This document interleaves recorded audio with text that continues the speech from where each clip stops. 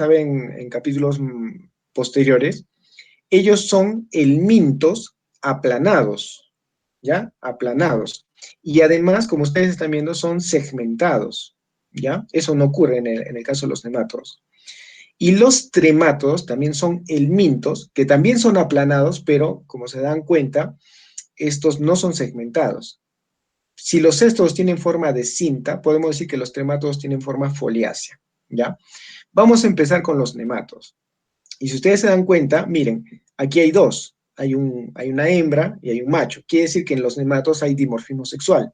En cambio, en los cestos y en los tremátodos, ellos son organismos hermafroditas. En un solo individuo está el aparato reproductor masculino y femenino, ¿ya? En ambos casos. Quizás la única excepción dentro de los tremátodos es el género esquistosoma, ¿no? Donde ahí sí se puede diferenciar un macho y una hembra, ¿ya? Bien, entonces vamos a empezar con este grupo. Y para eso vamos a hablar de la trichocefalosis. Entonces, la trichocefalosis es una geohelmintiasis, ¿ya? Es decir, el trichuris trichura es un geohelminto. ¿Qué es un geohelminto? Es un helminto que desarrolla parte de su ciclo de vida en la tierra. Es decir, ya sea que el huevo desarrolle, ¿no? En la tierra, ya eso lo convierte en un geohelminto. O que de repente las larvas desarrollen en la tierra, eso también lo convierte en geohelminto. Vamos a decir, es como que alguno de sus estadios desarrolle en la tierra. Eso es un geohelminto. ¿Listo? Entonces, la trichocefalosis es una geohelmintiasis que afecta al hombre, que presenta amplia distribución, como ven aquí, miren, en zonas cálidas y húmedas de países tropicales, ¿no? En nuestro país, esta enfermedad la vamos a encontrar o sea, de mayor prevalencia en la zona de selva, ¿ya? Ese desde ahí ya es el antecedente epidemiológico.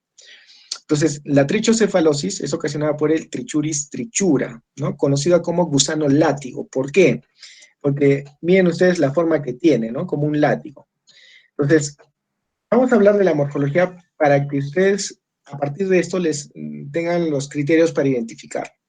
Si ustedes lo dividieran en tres segmentos proporcionales, ¿ya? Podemos decir que dos tercios, ¿no? Corresponden a esta porción delgada. Y esta porción delgada es el extremo anterior, ¿ya? De este nemátodo. Y el tercio restante corresponde a esta porción gruesa, ¿no? Que ya la parte posterior del helminto. Entonces, como ven, tiene justamente esa forma es un nemátodo, es un gusano cilíndrico, pero además menciona que tiene esa forma de látigo, ¿ya? ¿Cuánto miden? Miden en general de 3 a 5 centímetros. Las hembras generalmente son de mayor tamaño y su extremo posterior termina recto. En cambio, los machos son de menor tamaño, ¿ok? Y observen que el extremo posterior termina curvado. ¿Listo? Muy bien. ¿Qué más necesitamos saber? Los nematos en general tienen un sistema digestivo completo, es decir, hay una boca y hay un ano, ¿no? Una boca, y en este caso es una cloaca porque se comparte tanto lo que es donde desemboca lo que sería el ano del sistema digestivo y el sistema reproductor, ¿ya? En este caso tienen una cloaca los machos. Bien, ¿qué más necesitamos saber? Vean ustedes aquí, si nosotros hiciéramos un corte transversal a este nivel, o sea, a nivel de la porción delgada, vamos a identificar de manera más externa una cutícula, ¿ok? Una cutícula, una hipodermis, a partir de donde se forma esa cutícula, más internamente fibras musculares, ¿ok? Fibras musculares, un espacio que sería el pseudoceloma, pero observen aquí, en posición ventral, la cutícula, la hipodermis, las fibras musculares, están interrumpidas, ¿no? Por este grupo de células glandulares. Esto se llama banda basilar, ¿ya? Es de la banda basilar. Y observen también esta estructura aquí, ¿ya? Como una célula, ¿no? Ese es un esticocito, ¿ya? Este también es una célula glandular, ¿listo? Y incluso este esticocito rodea este pequeño orificio que es en realidad el esófago. O sea, el esófago es pequeñito, ¿ya? Todo esto que están viendo no es el esófago, ¿eh? Este es el pseudoceloma. Entonces, les resalto esto porque el conjunto de esticocitos constituyen el esticosoma. Y esta es una estructura importante porque secreta sustancias, por ejemplo, sustancias líticas y también sustancias anticoagulantes, ¿ya? Porque vamos a ver que este nemátodo, el adulto, también se alimenta de sangre, ¿listo? Si hiciéramos un corte histológico ya más bien en esta porción más gruesa, ya nos daremos cuenta que tiene este aspecto un poco triangular. Vamos a identificar ya a este nivel partes del útero, partes del intestino, pero igual observaremos la cutícula, las fibras musculares y el pseudoceloma, ¿no? Bien, en el caso del macho, tiene una espícula copulatriz que está rodeada por una vaina membranosa, ¿ya? Ese es característico del aparato reproductor del macho. Entonces, con esas características ya podrían ustedes identificar cómo es un adulto de Trichuris trichura. El huevo es también importante conocerlo, ¿no? Porque el huevo es un estadio de diagnóstico. Y el huevo tiene la forma, como ven aquí, forma de barrilito, ¿ya? Y mide más o menos 50 micras de largo por 25 de ancho. En realidad, la mayoría de los huevos de nemátodos que vamos a ver está alrededor de las 50 micras, ¿ya? Entonces, no es un número que sea difícil de aprender. Y la característica más importante, aparte de la forma, es la presencia de estos tapones mucosos, ¿ya? Estos tapones mucosos.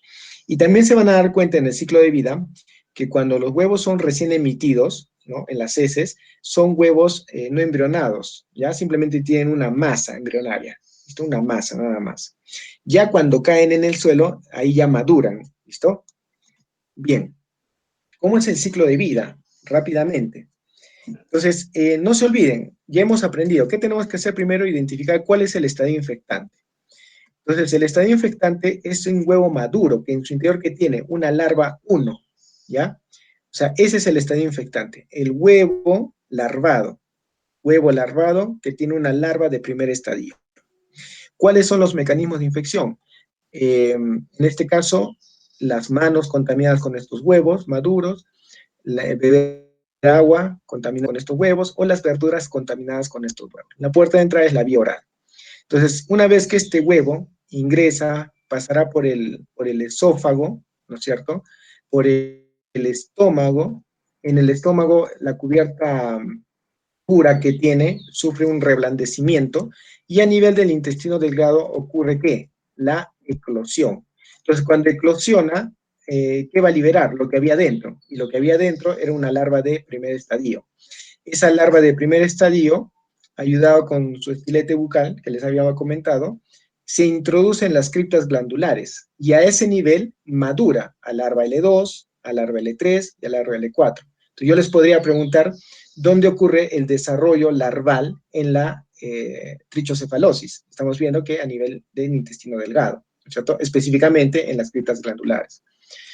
Posteriormente, de larva 4 va a llegar a adulto y como adulto se movilizará al intestino grueso.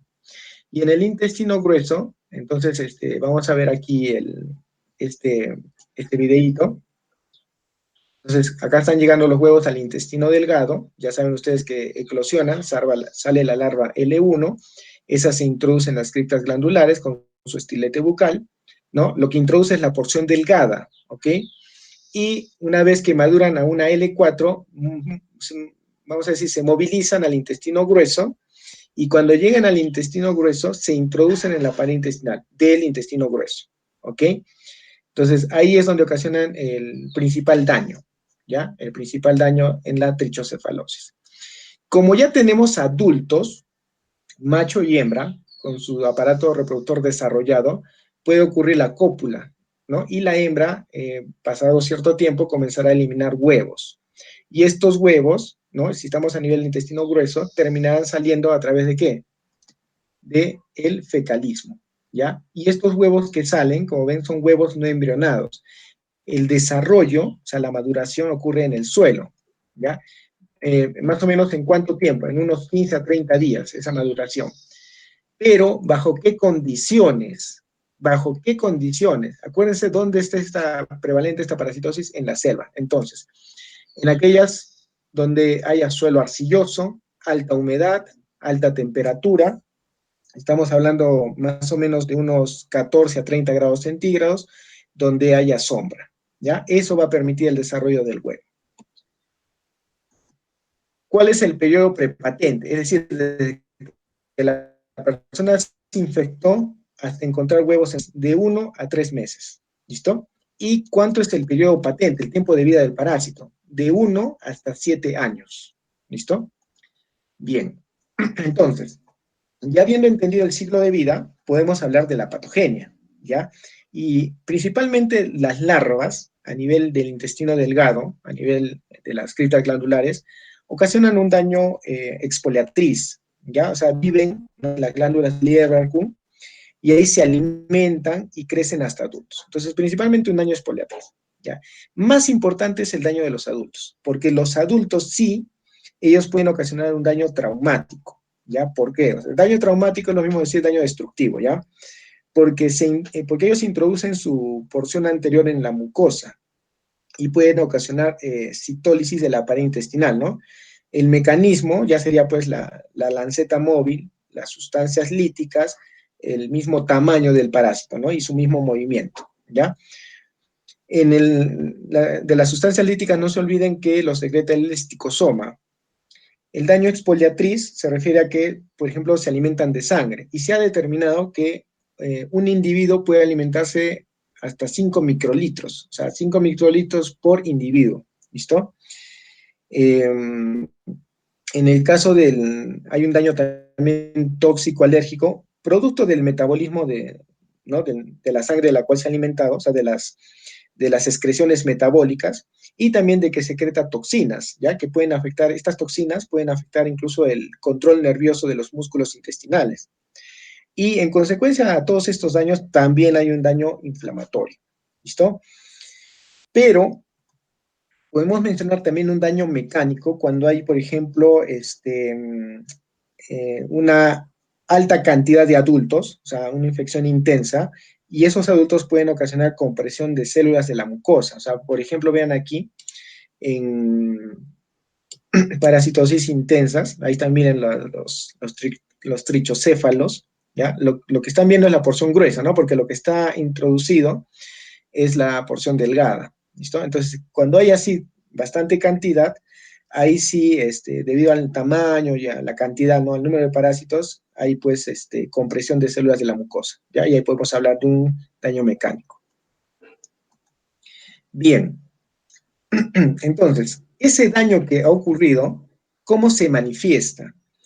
Entonces, la gravedad de la patología es proporcional al número de parásitos, ¿ya? Por ejemplo, en infecciones leves, donde hay pocos parásitos a nivel intestinal, generalmente, y si hablamos de adultos, los adultos generalmente son asintomáticos, ¿ya?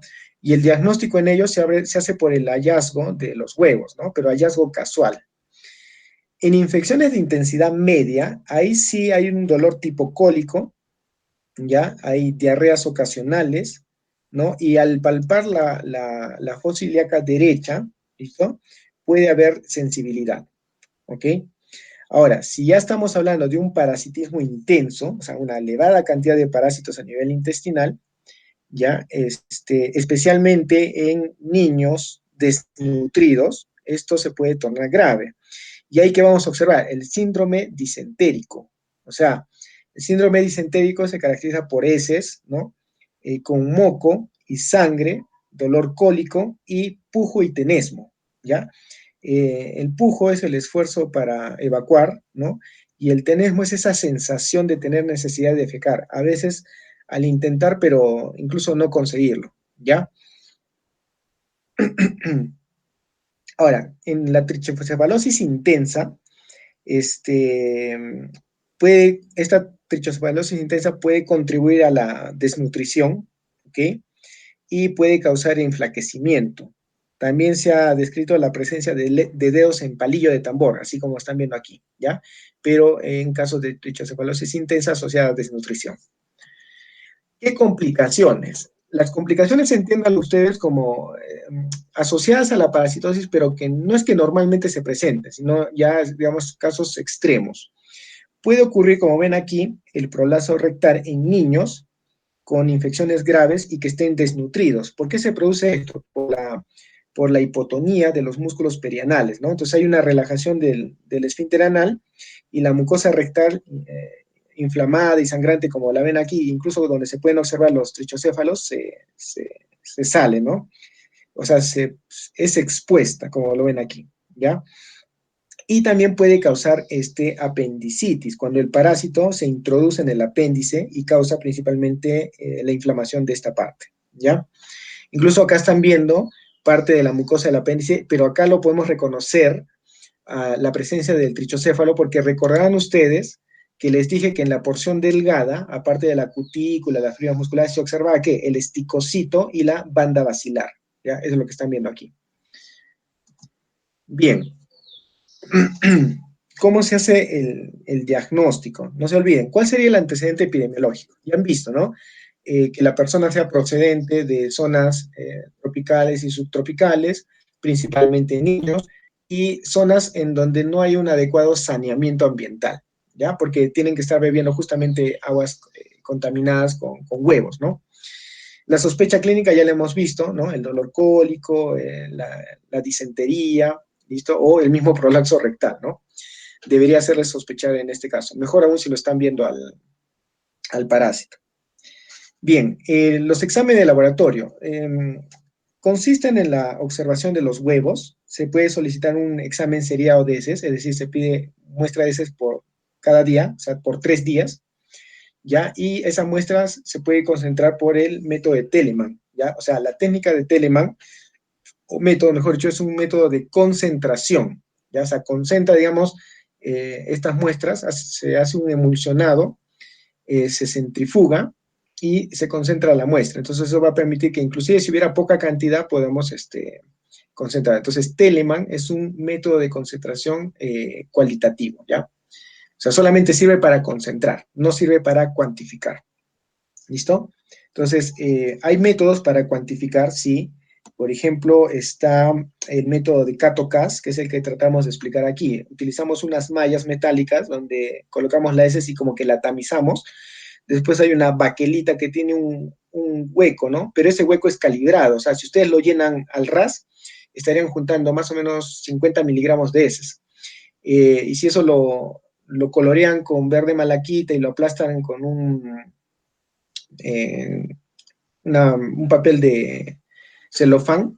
Entonces, como ya tienen una cantidad precisa, así sí pueden contar los huevos, ¿ya? Y se puede saber el número, por ejemplo, de huevos. Y eso sí ya es para definir si estamos viendo una parasitosis leve, mediana o intensa. Por ejemplo, si ustedes determinan que hay menos de 1000 huevos por gramo de heces, es una leve, ¿no? Si estamos de 1000 a 10.000, esa es una intensidad media. Y ya mayor de 10.000 huevos por gramo de heces es una infección intensa. ¿Listo?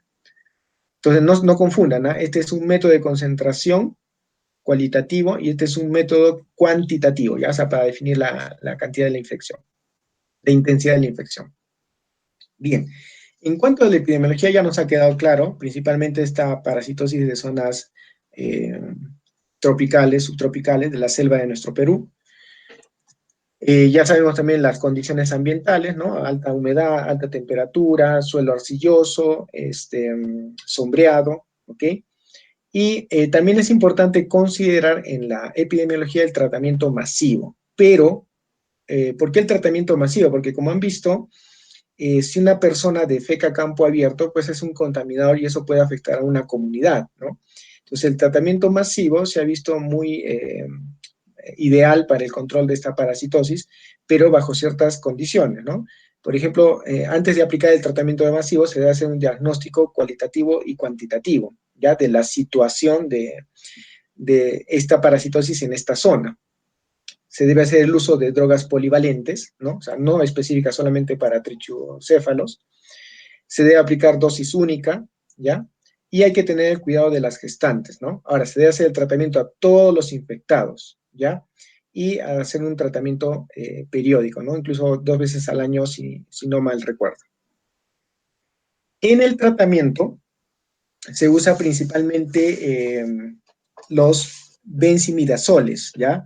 Que deben usarse durante mínimo 3 días en general, ¿listo? Tenemos, por ejemplo, al mebendazol, ¿ok? Bajo estas dosis, ¿no? 200 miligramos bioral, 2 veces por día, por 3 días, como les he dicho. ¿Okay? El avendazol también, podemos utilizar el avendazol. En este caso, 400 miligramos por día, por 3 días. Y el flubendazol, ¿ya? 300 miligramos por día, por 2 días. En el caso más bien puede hacerse, también utilizarse una combinación del oxantel-pirantel, ¿ya? Que también es útil contra la ascariasis, la uncinariasis, enterobiasis y con la trichocefalosis. ¿Listo? En el caso del tratamiento del prolaxo rectal, este consiste principalmente vamos a decir, reducción manual de la mucosa prolaxada, ¿no? Obviamente previa extracción de los parásitos visibles, utilizando ya técnicas más bien asépticas, ¿no? Para esta maniobra, ¿ya? Y el tratamiento consiste pues en la corrección nutricional, ¿no? Y la curación de la parasitosis, ¿ya? Cuando hablamos del prolaxo rectal. Bien.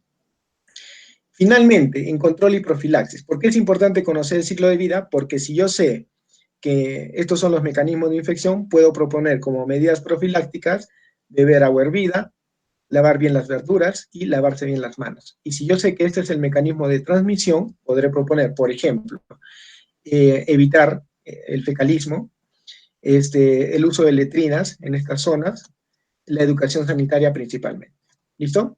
Bien, ha sido una clase un poco larga. Entiendan que hemos juntado la explicación de las generalidades, eh, la explicación de la forma de evaluación del curso y la parasitosis. Bien. ¿Alguna duda o consulta?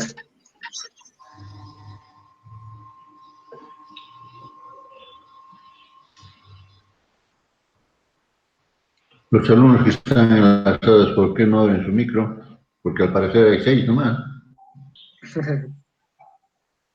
Sí, dice, había Juan Carlos y 6 más.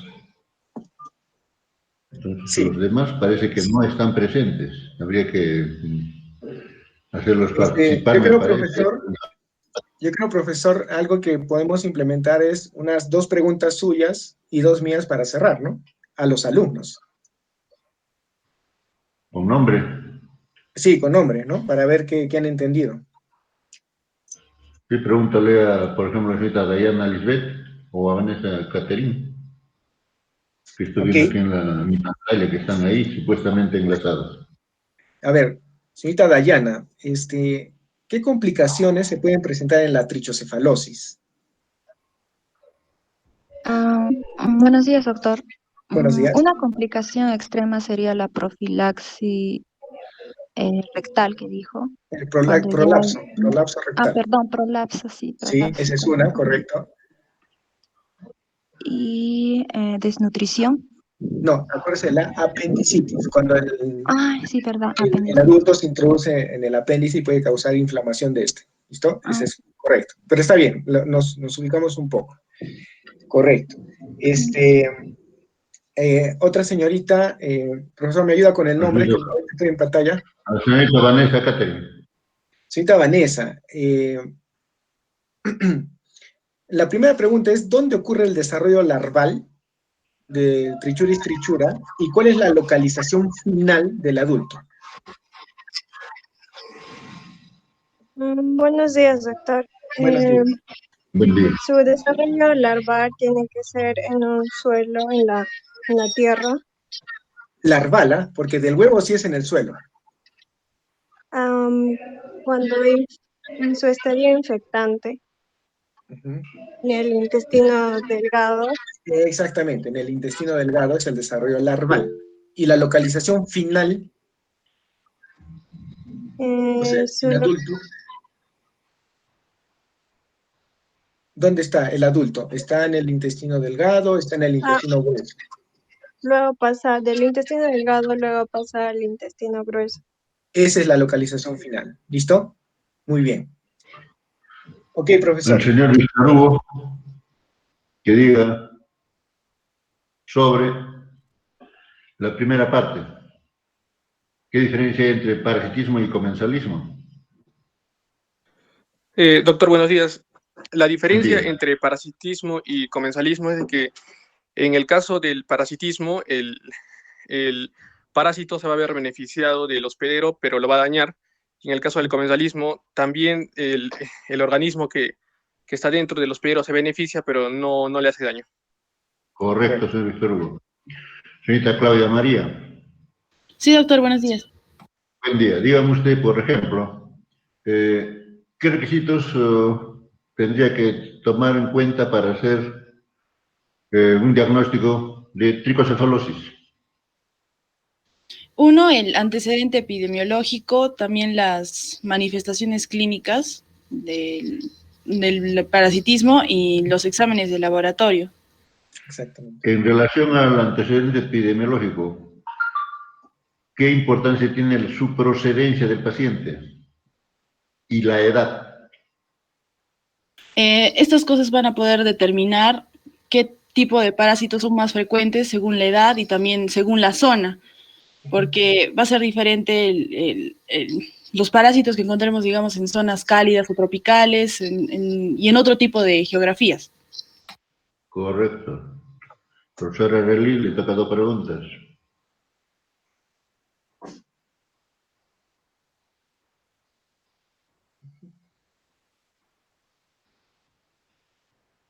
Bien, José Miguel, creo que Sí, bien, puedes profesor. hacer 2 preguntas más al joven Ademir o Ya, ¿quién Rojas? Ademir, ¿no? Correcto.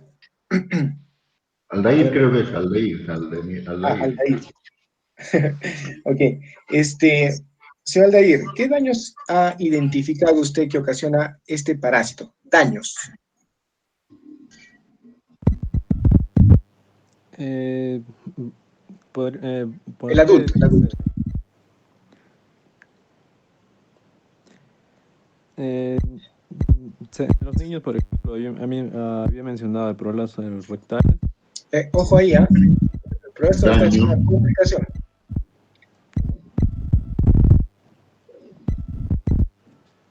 Acuérdense de los daños. Habían 5 tipos de daños principales. Si no estuvo atento, la señora Solinar Gutiérrez puede intervenir. A ver.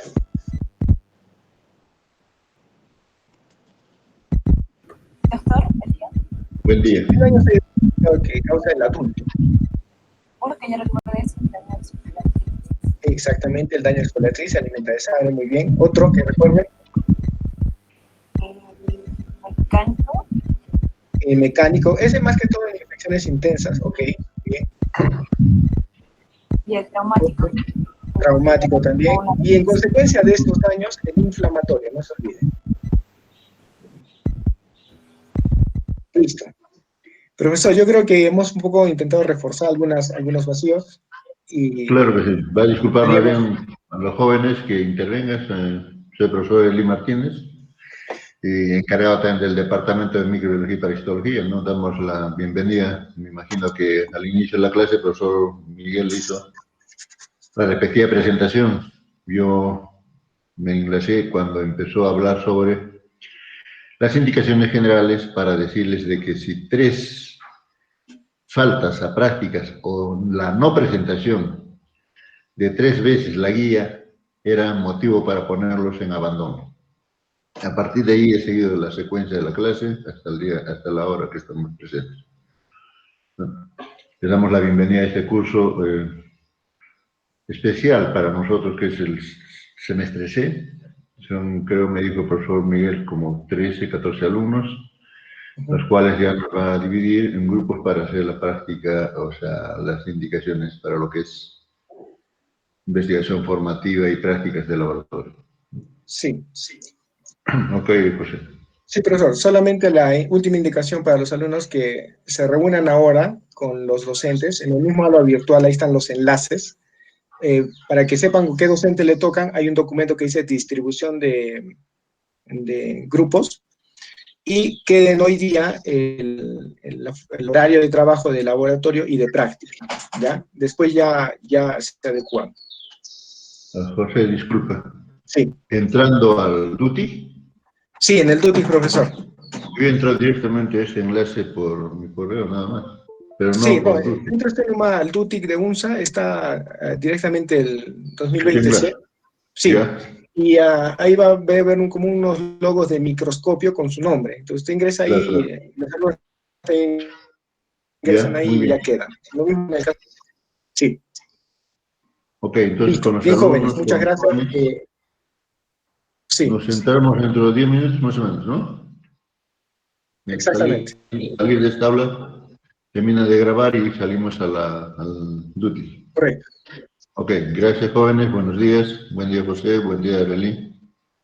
Buenos días.